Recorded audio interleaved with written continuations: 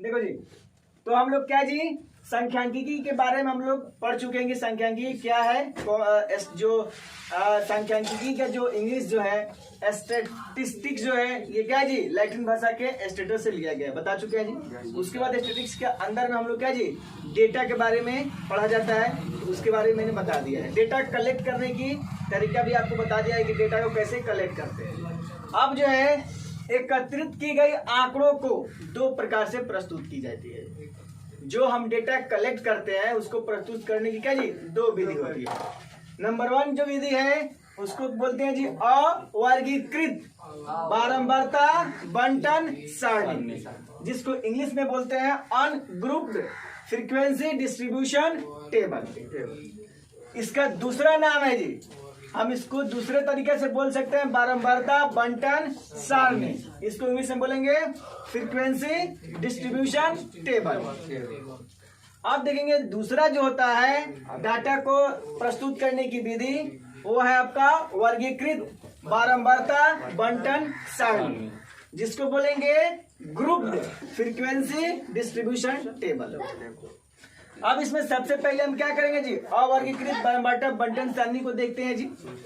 अब इसमें क्या जी नोट में हम करके लिखा है कि जब एकत्रित की गई आंकड़े जो है जो हम लोग डेटा जो होता है अगर वो कलेक्ट करते हैं उसकी संख्या छोटी हो, जब एकत्रित की गई आंकड़ों छोटी हो तो इस आंकड़ों को अवर्गीकृत बारंबारता बंटन सारणी द्वारा प्रस्तुत किया जाता है। जब कोई भी डेटा जो होता है जी हम लोग कलेक्ट करते हैं उसकी संख्या छोटी होती है तो उसको हम लोग क्या करते हैं जी अवर्गीकृत बारंबारता बंटन सारणी के द्वारा क्या करते हैं जी उसको हम लोग प्रस्तुत करते हैं। अब देखिए जैसे एक उदाहरण के द्वारा हम आपको समझाने जा रहे हैं। किसी स्कूल की कक्षा 10 के 30 विद्यार्थियों द्वारा गणित के एक पेपर में 100 में से प्राप्त किए गए अंक, 30 को क्लास में स्टूडेंट है जी, उसका क्या हुआ जी गणित का टेस्ट हुआ, मैथ का टेस्ट हुआ, तो मैथ का जो टेस्ट हुआ वो क्या जी 100 नंबर का था। अब 100 नंबर में से जो 30 को लड़के एग्जाम दिए उनको प्रत्येक लड़के को कितना कितना मार्क्स आया 100 नंबर में वो यहाँ पर लिखा गया है। तो देखो जी यहाँ पे क्या लिखा गया है 100 में से क्या जी कोई बच्चा जो था उसको 10 आया, किसी को 20 आया है कि नहीं। 3 गो ऐसे बच्चे थे जिनको 36 नंबर आया, 4 गो ऐसे बच्चे हैं जिनको क्या जी 40 नंबर आया, 3 गो ऐसे बच्चे हैं जिनको क्या जी 50 नंबर आया, 2 गो ऐसे बच्चे हैं जिनको 56 नंबर आया, और 4 गो ऐसे बच्चे हैं जिनको क्या जी 60 नंबर आया, और क्या जी 4 ऐसे बच्चे थे जिनको 70 नंबर आया, और एक ऐसे बच्चे थे जिनको 72 आया, फिर एक ऐसे बच्चे हैं जिनको 80 आया, 2 ऐसे बच्चे हैं जिनको 88 नंबर आया, और 3 ऐसे बच्चे हैं जिनको 92 नंबर आया, और एक ऐसे बच्चे हैं जिनको 95 नंबर आया। अब जो है ये आपका क्या जी एक डाटा को हम लोग कलेक्ट किए हैं। अब इस डाटा को जो है अब हर जगह तो हम इतना बड़ा लंबा तो नहीं लिखेंगे जी, इसकी पेपर की ज्यादा अधिक आवश्यकता होगी। अब इसको छोटा करने के लिए हम लोग क्या करेंगे सारणी के द्वारा हम लोग रिप्रेजेंट करेंगे। ठीक है, देखो जी अब क्या है कि यहाँ पे डेटा कलेक्ट किया गया था जी, उस डेटा को क्या किया गया है यहाँ पे अब सारणी के रूप में लिखा गया है। अब देखेंगे ये क्या जी सारणी के रूप में लिखा गया है। अब देखेंगे 10 अंक जो प्राप्त करने वाले जो विद्यार्थियों की संख्या है कितना है जी 1 है। 20 अंक प्राप्त करने वाली विद्यार्थियों की संख्या 1 है। 36 अंक प्राप्त करने वाले विद्यार्थियों की संख्या 3। 40 अंक प्राप्त करने वाले विद्यार्थियों की संख्या 50 अंक प्राप्त करने वाले विद्यार्थियों की संख्या 3। 56 अंक प्राप्त करने वाले विद्यार्थियों की संख्या 2। 60 अंक प्राप्त करने वाले विद्यार्थियों की संख्या 4। 70 अंक प्राप्त करने वाले विद्यार्थियों की संख्या 4। 72 अंक प्राप्त करने वाले विद्यार्थियों की संख्या 1। 80 अंक प्राप्त करने वाले विद्यार्थियों की संख्या 1। 88 अंक प्राप्त करने वाले विद्यार्थियों की संख्या 2। 92 अंक प्राप्त करने वाले विद्यार्थियों की संख्या 3। 95 अंक प्राप्त करने वाले विद्यार्थियों की संख्या 1। अब देखेंगे कुल यहाँ पे क्या जी 30 विद्यार्थी हो गए जी।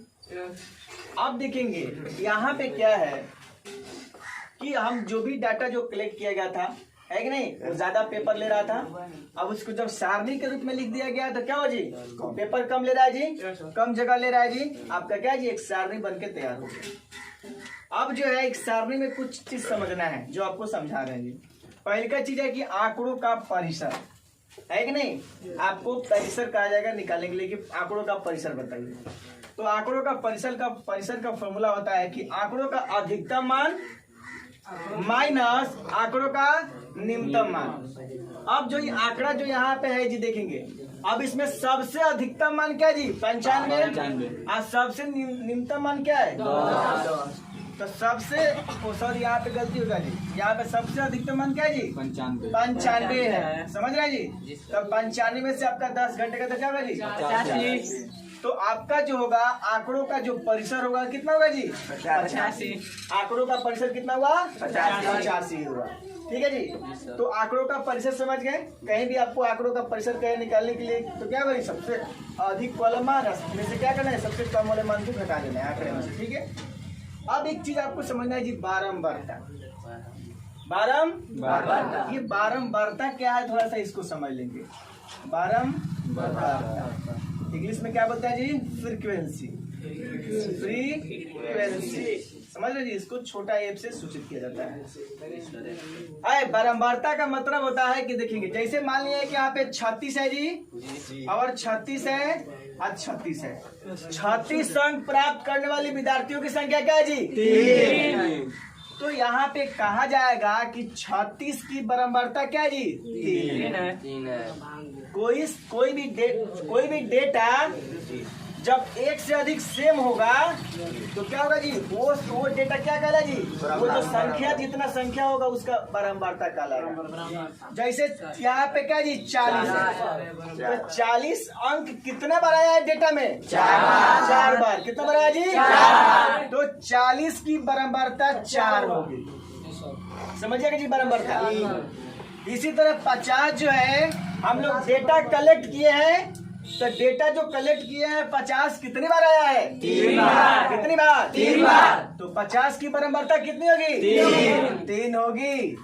56 जो डेटा कलेक्ट किए हैं उसमें जो 56 कितना बार आया है 2 बार। तो 56 की बारंबारता 2। समझ गए जी। उसी तरह यहाँ ये मान लीजिए कि 72 है जी, जो डेटा कलेक्ट किया गया है, जो आंकड़ा हम लोग जो कलेक्ट किए हैं उसमें 72 कितना बार आया है, तो 72 की बारंबारता क्या होगी 1। तो बारंबारता आप समझाने की आपको जरूरत है जी, समझ गए। तो ये जो था हम लोग क्या जी अवर्गीकृत बारंबारता बंटन सरणी के बारे में पढ़ेंगे। अब जो हम लोग नेक्स्ट वीडियो में क्या जी, हम लोग जो क्या इसमें जो दूसरा नंबर जो है वर्गीकृत बारंबारता बंटन सारणी है उसके बारे में हम लोग पढ़ेंगे, ठीक है जी। जी सर।